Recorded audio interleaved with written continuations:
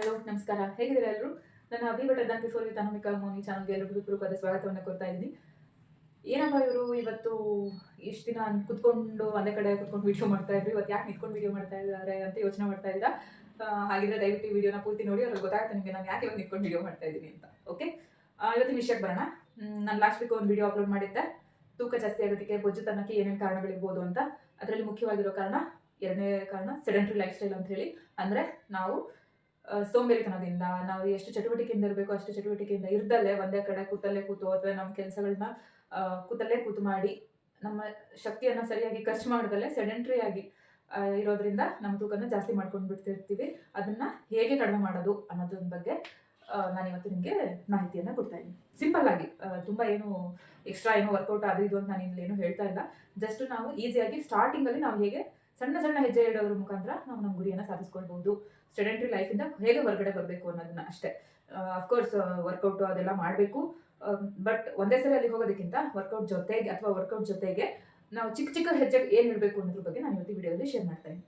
ಮೊದಲನೇ tip, move first thing in the morning. ನೀವು ಎದ್ದೇಳ್ತೀರಾ, ಎದ್ದ ತಕ್ಷಣ ವಾಶ್ರೂಮ್ ಹೋಗ್ತೀರಾ, ಫ್ರೆಶ್ ಅಪ್ ಆಗ್ತೀರಾ, 2 ಲೋಟ ನೀರು ಕುಡಿತೀರಾ. ಆಮೇಲೆ ತಕ್ಷಣ ನಾವೇನೋ ನಮ್ಮ ಮನೆ ಕೆಲಸಗಳಲ್ಲೋ ಅಥವಾ ಫೋನ್ ನೋಡಿಕೊಂಡು ಅಥವಾ ಬೇರೆ ಏನೋ ಟಿವಿ ನೋಡಿಕೊಂಡು ಟೈಮ್ ಪಾಸ್ ಮಾಡೋಕ್ಕೆ ಶುರು ಮಾಡ್ತೀವಿ. ಅಥವಾ ವರ್ಕಿಂಗ್ ವುಮನ್ ಅಥವಾ ಹೆಣ್ಮಕ್ಳು ಕೆಲಸ ಮಾಡೋರಿದ್ರೆ ಎದ್ದ ತಕ್ಷಣ ಗಂಡ ಮಕ್ಕಳನ್ನ ಆಫೀಸಿಗೆ ಕಳಿಸ್ಬೇಕು, ಸ್ಕೂಲಿಗೆ ಕಳಿಸ್ಬೇಕು, ಎಷ್ಟೆಲ್ಲ ಕೆಲಸ ಇದೆ, ಅಡುಗೆ ಮಾಡಬೇಕು, ತಿಂಡಿ ಮಾಡಬೇಕು, ಮನೆ ಕ್ಲೀನ್ ಮಾಡಬೇಕು, ದೇವ್ರ ಪೂಜೆ ಮಾಡಬೇಕು, ಎಲ್ಲ ಮಾಡಬೇಕು ಅನ್ನೋದು ಟೆನ್ಷನ್ ತಲೆಯಲ್ಲಿರುತ್ತೆ. ಅಥವಾ ಗಂಡಸ್ರಿಗಾದ್ರೆ ಸ್ವಲ್ಪ ಹೊತ್ತು ಎದ್ಮೇಲೆ ಬೆಡ್ ಮೇಲೆ ಕೂತ್ಕೊಂಡು ಮೊಬೈಲ್ ನೋಡೋದು ಅಥವಾ ಟಿವಿ ಹಾಕೊಂಡು ನ್ಯೂಸ್ ನೋಡೋದು. ಎಷ್ಟು ನ್ಯೂಸ್ ಅಂತ ಅಂದರೆ ಬೆಳಗ್ಗೆ ಎದ್ದಾಗಿಂದ ಆಫೀಸಿಗೆ ಹೋಗೋ ತನಕನೂ ನ್ಯೂಸ್ ಬಿಟ್ಟು ಬೇರೆ ಏನು ಕೇಳಂಗೆ ಇಲ್ಲ ಮನೇಲಿ. ಆ ಥರ ನ್ಯೂಸ್ ನೋಡುವಂಥದ್ದು, ಈ ಥರದ್ದೆಲ್ಲ ಅಭ್ಯಾಸಗಳಿರುತ್ತೆ. ಅದನ್ನ ಸ್ವಲ್ಪ ಚೇಂಜ್ ಮಾಡ್ಕೊಳ್ಳೋಣ. ಎದ್ದ ತಕ್ಷಣ ವಾಶ್ರೂಮ್ಗೆ ಹೋಗಿ ಫ್ರೆಶ್ ಅಪ್ ಆಗಿ ಬ್ರಷ್ ಎಲ್ಲ ಮಾಡಿ ನೀರು ಕುಡ್ದಾದ್ಮೇಲೆ ಫಸ್ಟ್ ಥಿಂಗ್ ನಾವು ಏನು ಮಾಡಬೇಕು ಅಂದರೆ ಸ್ವಲ್ಪ ನಮ್ಮ ದೇಹನ ವಾರ್ಮ್ ಅಪ್ ಮಾಡ್ಕೋಬೇಕು. ವಾರ್ಮ್ ಅಪ್ ಅಂದರೆ ಹೇಗೆ, ಸ್ವಲ್ಪ ವಾಕ್ ಮಾಡಬೇಕು, ಮೂವ್ ಮಾಡಬೇಕು, ನಮ್ಮ ದೇಹನ ಸ್ವಲ್ಪ ಚಲನೆಯಲ್ಲಿ ಇಡಬೇಕು. ಸ್ವಲ್ಪ ಹೊತ್ತು ಒಂದು ಅರ್ಧ ಗಂಟೆ ವಾಕ್ ಮಾಡೋದು, ಅರ್ಧ ಗಂಟೆ ಆಗಿಲ್ಲ ಒಂದು 1/4 ಗಂಟೆನಾದ್ರು ವಾಕ್ ಮಾಡೋದು. ಇದು ಏನು ಮಾಡದೇ ಇರೋದಕ್ಕಿಂತ ಈ ಥರದ್ದು ಒಂದು ಚಿಕ್ಕದ್ರಿಂದ ಶುರು ಮಾಡೋದು ತುಂಬ ಅಂದರೆ ತುಂಬಾನೇ ಮುಖ್ಯ. ಇದರಿಂದ ನಿಮ್ಮ ದೇಹಕ್ಕೆ ಎಕ್ಸಸೈಸ್ ಜೊತೆಗೆ ನಿಮ್ಮ ಮನಸ್ಸಿಗೂ ಕೂಡ ಹಬ್ಬ, ನಾನು ಬೆಳಗ್ಗೆ ಎದ್ದ ತಕ್ಷಣ ನನ್ನ ಆರೋಗ್ಯ ಚೆನ್ನಾಗಿರೋದಕ್ಕೆ, ನಾನು ಚೆನ್ನಾಗಿರೋದಕ್ಕೆ ಏನೋ ಒಂದು ಮಾಡೋಣಪ್ಪ ಅಂತ ನಿಮಗೂ ಅನಿಸುತ್ತೆ. ಆ ಕಾರಣಕ್ಕೋಸ್ಕರ ದಯಮಾಡಿ ಎದ್ದ ತಕ್ಷಣ ವಾಕಿಂಗ್ ಮಾಡಿ ಅಂತ ಕೇಳೋದಕ್ಕೆ ಇಷ್ಟಪಡ್ತೀನಿ. ವಾಕಿಂಗೋ ಅಥವಾ ಸ್ಕಿಪ್ಪಿಂಗೋ, ನೀವು ತುಂಬ ಎನರ್ಜೆಟಿಕ್ ಆಗಿದ್ದೀರಾ ಅಥವಾ ತುಂಬ ಹೆಂಗಿದ್ದೀರಾ ಅಂತಂದರೆ ಜಂಪಿಂಗ್ ರೋಪ್ ಸ್ಕಿಪ್ಪಿಂಗ್ ಮಾಡೋದು ಅಥವಾ ಬೇರೆ ಏನೋ ಎಕ್ಸಸೈಸು ವರ್ಕೌಟು ನಿಮ್ಗೆ ಏನಾಗುತ್ತೋ ಅದು. ವಾಕಿಂಗ್ ತುಂಬ ಸಿಂಪಲ್ ಆಯಿತು ಅನಿಸಿದ್ರೆ ಬಸ್ಗೆ ಹೊಡೆಯೋದು, ಸ್ಕ್ವಾಟ್ಸ್ ಮಾಡೋದು, ಲಂಜಸ್ ಮಾಡೋದು. ನಾನು ಒಂದು ವಿಡಿಯೋ ಶೇರ್ ಮಾಡಿದ್ದೀನಿ, ಸಿಂಪಲ್ ಆಗಿ ಒಂದು ಸ್ಟ್ಯಾಂಡಿಂಗ್ ಎಕ್ಸಸೈಸಸ್ ಏನೇನು ಮಾಡಬಹುದು ನಿತ್ತಲ್ಲೇ, ಏನು ಪ್ರಿಪರೇಷನ್ ಇಲ್ಲದಲ್ಲೇ ನಿತ್ತಲ್ಲೇ ಏನು ಮಾಡ್ಬೋದು ಅನ್ನೋದನ್ನ ವಿಡಿಯೋನ ಶೇರ್ ಮಾಡಿದ್ದೀನಿ. ಆ ವಿಡಿಯೋನ ನೋಡ್ಕೊಂಡು ಅಟ್ಲೀಸ್ಟ್ ಆ ಥರ ಎಕ್ಸಸೈಸ್ ಒಂದು 5-10 ನಿಮಿಷ ಅಷ್ಟೇ ಅದು. ಅಥವಾ ಅದಕ್ಕಿಂತ ಜಾಸ್ತಿ ಇಂಪ್ಯಾಕ್ಟ್ ಆಗಬೇಕು ಅಂದರೆ ಅದನ್ನ ಒಂದು 3 ಸೆಟ್ಸು 2 ಸೆಟ್ಸು ಮಾಡೋದ್ರಿಂದ ಇನ್ನೂ ಚೆನ್ನಾಗಿ ನಾವು ಆ್ಯಕ್ಟಿವ್ ಆಗಿ ಇರ್ಬೋದು. ಒಂದು ಬೆಳಗ್ಗೆ ಒಂದು 15-30 ನಿಮಿಷ ಕಂಪಲ್ಸರಿ ಏನಾದ್ರು ಒಂದು ಆ್ಯಕ್ಟಿವಿಟಿ, ವಾಕಿಂಗ್, ರನ್ನಿಂಗ್ ಅಥವಾ ಏನಾದ್ರು ವರ್ಕೌಟ್ ಮಾಡೋದು ಅಥವಾ ಸ್ಟೆಪ್ಸ್ ಇದ್ರೆ ಅದನ್ನು ಹತ್ತಿ ಹಿಡಿಯೋದು, ಅದನ್ನು ಮಾಡಬೇಕು. ಹೆಣ್ಮಕ್ಳು ಅಂದ್ಕೊಳ್ಬೋದು ನಾವು ಕಸ ಗುಡಿಸಿನೆಲ್ಲ ಒರೆಸೋದೆ ಒಂದು ದೊಡ್ಡ ಎಕ್ಸಸೈಸ್ ನಮಗೆ ಅದರಲ್ಲೇ ಆಗೋಗ್ಬಿಡುತ್ತೆ ಅಂತ.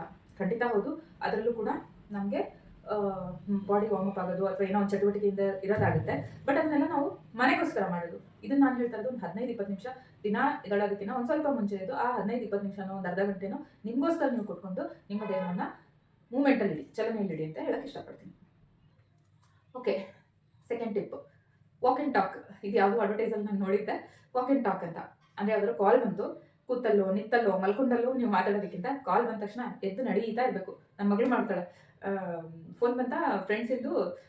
ಈಗಿನ ಮಕ್ಕಳು ಗೊತ್ತಲ್ಲ, ನಾವು ಹೆಂಗಸರು ನಮ್ಮ ಫ್ರೆಂಡ್ಸ್ ಅಥವಾ ನಮ್ಮ ಅಕ್ಕ ತಂಗಿಯರ ಹತ್ರ ಮಾತಾಡೋಕ್ಕಿಂತ ಜಾಸ್ತಿ ಹೊತ್ತು ಅವ್ರವ್ರ ಫ್ರೆಂಡ್ಸ್ ಜೊತೆ ಫೋನಲ್ಲಿ ಮಾತಾಡ್ತಾರೆ. ಅದು ಏನು ವಿಷಯ ಇರುತ್ತೋ ಗೊತ್ತಿಲ್ಲ ಅಂತ ನಾವು ಬೈತಾ ಇರ್ತೀವಿ. ಬಟ್ ಅವಳು ಒಂದು ಒಳ್ಳೆ ಕೆಲಸ ಮಾಡ್ತಾಳೆ. ಏನಂತ ಅಂದರೆ, ಫೋನ್ ಬಂತ ಫ್ರೆಂಡ್ಸ್ ಜೊತೆ ಮಾತಾಡ್ತಿರ್ತಾಳೆ, ರಾತ್ರಿ ಕತ್ಲಾಗಿತ್ತ ಒಳಗಡೆ ಸೋಫಾ ಸುತ್ತಾನೆ ಒಂದು ರೌಂಡ್, ಹಾಲಲ್ಲಿ ಒಂದು 10-15 ರೌಂಡ್ ಅಲ್ಲೇ ಹೊಡಿತಾಳೆ. ಇಲ್ಲ ಅಂತಂದರೆ ಹೊರಗಡೆ ಹೋಗ್ತಾಳೆ, ಅಲ್ಲಿ ಕಾರಿಡಾರಲ್ಲಿ ಫೋನ್ ಇಡೋ ತನಕ ಒಂದು ಅರ್ಧ ಗಂಟೆ ಮಾತಾಡ್ತಾರ.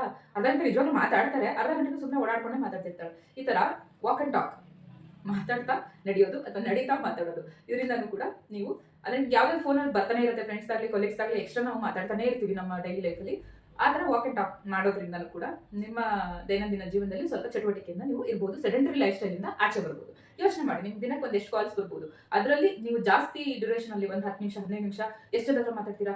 ಮಿನಿಮಮ್ ಒಂದು 3-4 ಜನರ ಹತ್ರ ಅಂತೂ ಮಾತಾಡ್ತೀರಾ. ಬೇಡ, ಇಬ್ಬರು ಅನ್ಕೊಳ್ಳೋಣ, ಇಬ್ಬರ ಹತ್ರ 10-15 ನಿಮಿಷ ನೀವು ಮಾತಾಡ್ತೀರಾ ಅಂದರೆ ಅಲ್ಲಿಗೆ 15-20 ನಿಮಿಷ ಅಥವಾ ಅರ್ಧ ಗಂಟೆ ಅದರಲ್ಲೇ ಆಗೋಯ್ತು.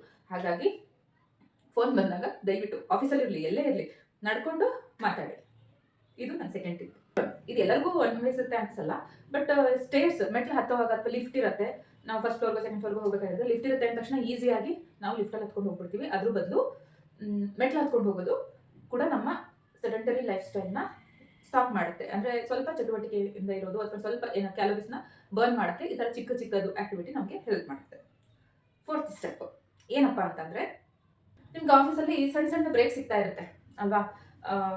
ಒಂದು 11 ಗಂಟೆ ಕಾಫಿ ಟೀ ಬ್ರೇಕ್ ಅಂತ ತಗೊಳ್ತೀರಾ, ಅಥವಾ ಸಂಜೆ ಸ್ನಾಕ್ ಬ್ರೇಕ್ ಅಂತನೋ, ಅಥವಾ ಏನೋ ಒಂದು ಚಿಕ್ಕ ಬ್ರೇಕ್ ಅಥವಾ ಏನೋ ಒಂದು ಕೆಲಸ ಮಾಡ್ತಿರ್ತೀರಾ, ಒಂದು ಫೈಲಿಂದ ಇನ್ನೊಂದು ಫೈಲಿಗೆ ಮೂವ್ ಆಗಿ ಮುಂಚೆ ಒಂದು ಬ್ರೇಕ್ ತಗೊಳ್ತೀರಾ. ಆ ಬ್ರೇಕಲ್ಲಿ ಚಿಕ್ಕ ಬ್ರೇಕಲ್ಲಿ ಒಂದು ಸ್ವಲ್ಪ ಓಡಾಡ್ಬೋದು. ಇದನ್ನ ಮಾಡೋದ್ರಿಂದನೂ ಕೂಡ ನಿಮ್ಮ ದೈನಂದಿನ ಜೀವನದಲ್ಲಿ ಸ್ವಲ್ಪ ಚಟುವಟಿಕೆಯನ್ನು ಆ್ಯಡ್ ಮಾಡ್ಬೋದು. ಅಥವಾ ಇದು ಚಿಕ್ಕ ಬ್ರೇಕ್ ಸಿಗ್ಲಿಲ್ವಾ, ನೆಕ್ಸ್ಟ್ ಸ್ಟೆಪ್ಪಿಗೆ ಹೋಗೋಣ. ಏನಂತಂದ್ರೆ ಚಿಕ್ಕ ಬ್ರೇಕ್ನ ನೀವೇ ಕ್ರಿಯೇಟ್ ಮಾಡ್ಕೊಳ್ಳಿ. ಹೇಗೆ? ರಿಮೈಂಡರ್ ಇಟ್ಕೊಳ್ಳೋದು ಗಂಟೆಗೆ ಒಂದೊಂದ್ಸರಿ. ಅದು ಅಲಾರಾಮ್ ಆದ ತಕ್ಷಣ ಒಂದು 5 ನಿಮಿಷ ವಾಕ್ ಮಾಡ್ಕೊಂಬರೋದು, ಅಥವಾ ಒಂದು 2 ನಿಮಿಷ.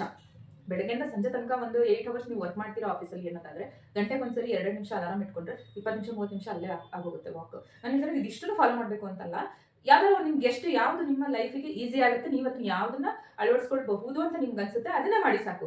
ಏನು ಮಾಡದಿರೋದಕ್ಕಿಂತ something is better than nothing. ಏನು ಮಾಡದಿರೋದಕ್ಕಿಂತ ಏನಾದ್ರು ಒಂದು ಸಣ್ಣ ಪುಟ್ಟ ಬದಲಾವಣೆ ಮಾಡ್ಕೊಳ್ಳೋದು ತುಂಬಾನೇ ಮುಖ್ಯ.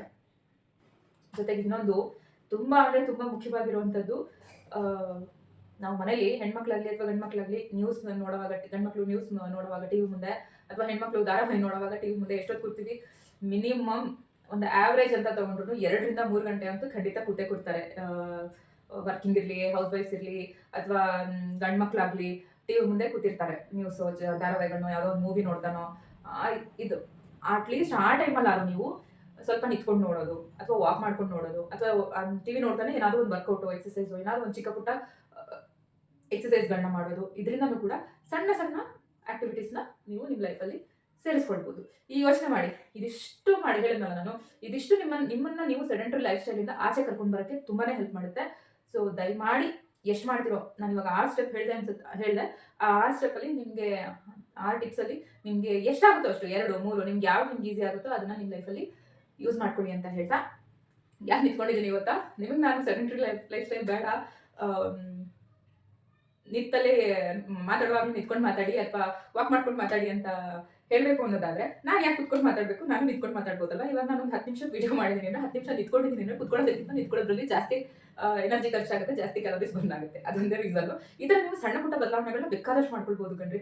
ಹಾಗಾಗಿ ದಯವಿಟ್ಟು ಇದಿಷ್ಟು ಟಿಪ್ಸ್ನ ಇದು ಏನಿದು ಲೆಕ್ಕಕ್ಕಿಲ್ಲ ಅಂತ ಬಿಡ್ದಲ್ಲೇ ಸೀರಿಯಸ್ ಆಗಿ ತಗೊಂಡು ನಿಮ್ಮ ಲೈಫಲ್ಲಿ ನೀವು ಅದನ್ನ ಇನ್ಕಲ್ಕೇಟ್ ಮಾಡ್ಕೊಳ್ಳಿ ಅಂತ ಹೇಳ್ತಾ, ಇದು ನಿಮ್ಗೆ ಇಷ್ಟ ಆಗಿತ್ತು ಅಂದ್ರೆ ಒಂದು ಲೈಕ್ ಮಾಡಿ. ನಿಮ್ಗೆ ಯಾರಿಗಾದ್ರೂ ಇದು ಬೇರೆಯವರಿಗೆ ಅವಶ್ಯಕತೆ ಇತ್ತು ಅಂತ ಅನ್ಸಿದ್ರೆ, ಯಾರಾದ್ರೂ ತುಂಬಾ ಸೆಡೆಂಟರಿ ಆಗಿ ಕೂತಿರ್ತಾರೆ ಅಂತ ಅನ್ಸಿದ್ರೆ ಅವರಿಗೆ ಶೇರ್ ಮಾಡಿ. ಜೊತೆಗೆ ಏನಾದ್ರು ನೆಗೆಟಿವ್ ಅನ್ಸ್ತಾ, ನಿಮ್ಗೆ ಇದು ವಿಡಿಯೋ ಇಷ್ಟ ಆಗಲಿಲ್ವಾ, ದಯವಿಟ್ಟು ಕಮೆಂಟ್ ಬಾಕ್ಸ್ ಅಲ್ಲಿ ತಿಳಿಸಿ ಅಂತ ಹೇಳ್ತಾ, ಹಾಗೆ ಸಬ್ಸ್ಕ್ರೈಬ್ ಮಾಡೋದನ್ನು ಕೂಡ ಮರಿಬೇಡಿ. Thank you so much for watching. This is Anamika Mouni signing off. See you in the next video. Bye by.